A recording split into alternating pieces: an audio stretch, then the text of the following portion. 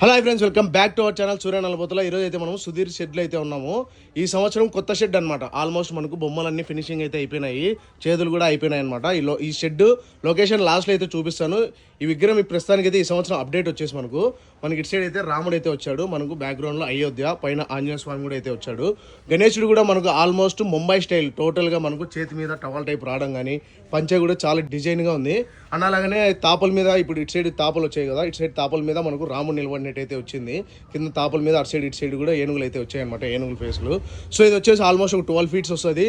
ఇట్లా వెడల్పు వచ్చేసి ఆల్మోస్ట్ ఒక 8 to 9 feet అయితే వస్తుంది. అంటే పైన ఆంజనేయ స్వామిని కలిపి ఇట్లా వెడల్పు 8 to 9 feet అయితే వస్తుంది అనమాట. సో ఈ విగ్రహం గురించి ఎటువంటి డీటెయిల్స్ కావాలన్నా డిస్ప్లేలో నెంబర్కి అయితే కాంటాక్ట్ అయిపోండి. ఇంకా అడ్రస్ వచ్చేసి ఇది ఫ్రెండ్స్, ప్రస్తుతానికి అయితే మనకు సుధీర్ షెడ్ కొత్త షెడ్ ఈ సంవత్సరము. మనకు అడ్రస్ వచ్చేసి ఇది సినియాబ్ ఉందా, మన సినియాబ్ నుంచి ఇట్లా ట్రన్నింగ్ తిరిగి ఇట్లా ఎరుగుంట్లో బైపాస్లోకి వెళ్ళిపోతాము.